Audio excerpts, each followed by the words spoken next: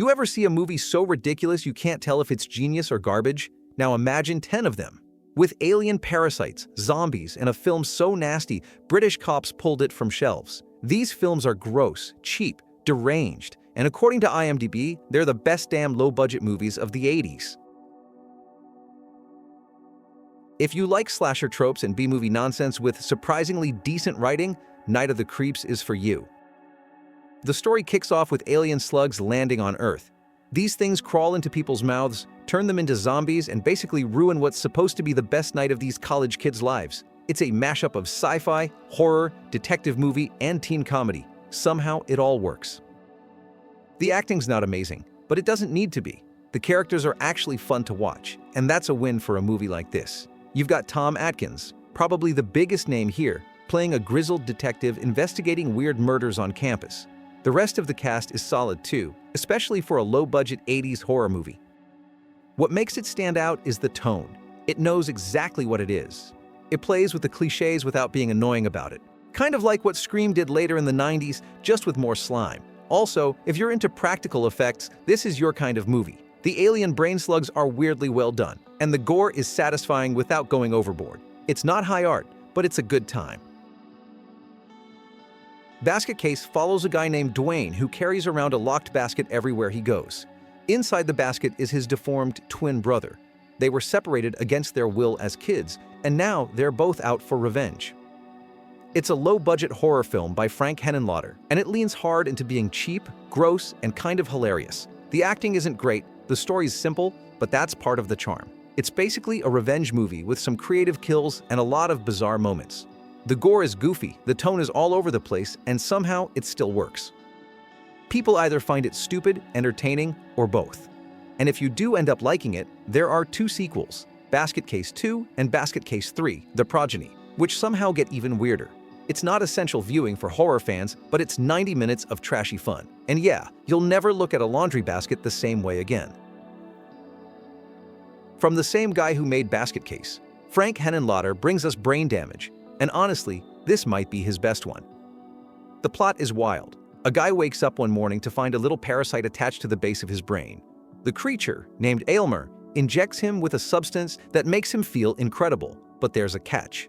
Aylmer needs to eat brains, human ones. So while the main character's tripping out and loving life, Aylmer's dragging him along to kill people.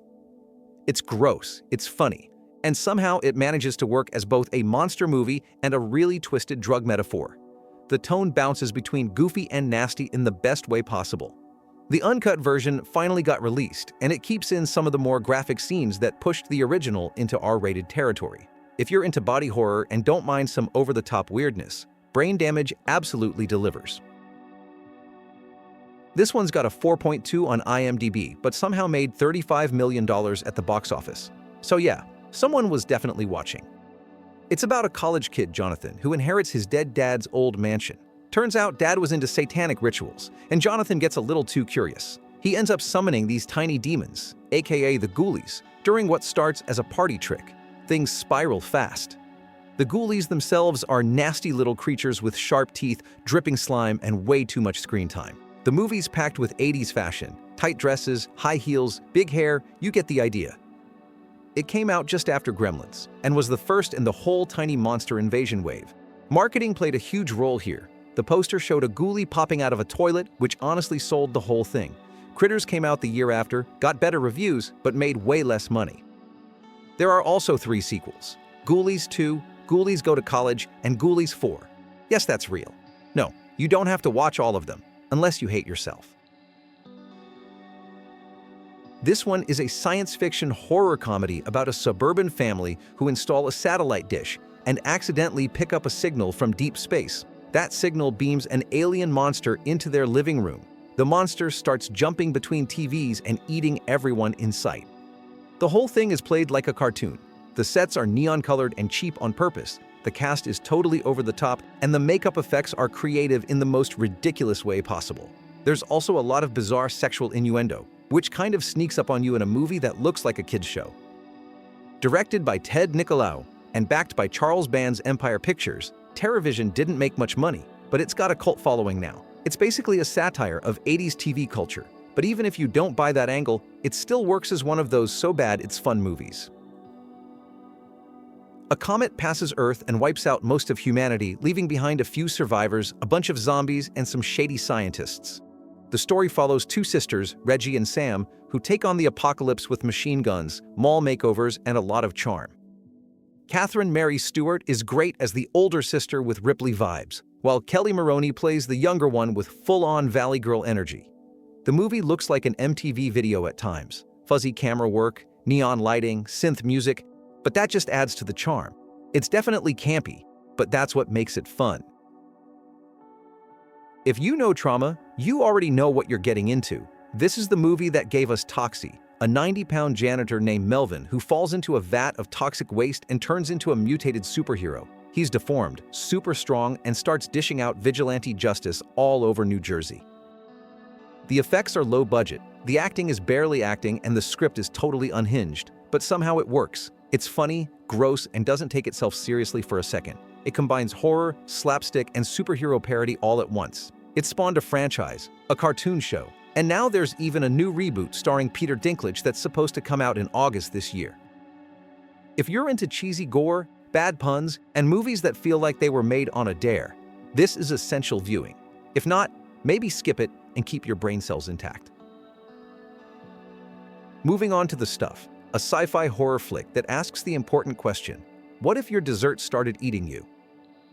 It starts with a guy discovering white goo bubbling up out of the ground. Naturally, he does what anyone would do. He tastes it. Turns out, it's delicious. Cut to, this mysterious goo is now America's hottest snack. People can't get enough of it. The only problem? It's alive, and it doesn't just rot your teeth. It takes over your brain, turns you into a zombie, and eventually melts your face off. The movie is low budget, totally ridiculous, and absolutely aware of it. There are background actors literally smirking during scenes because they know how silly it is. But at the same time, it actually has something to say. It's a pretty sharp satire of junk food, marketing, and how little corporations care about what they're selling as long as it moves units. The acting wasn't great, and the effects are questionable at best, but people are still talking about it nearly 40 years later. So yeah, it might be a C movie, but it earns its spot on this list.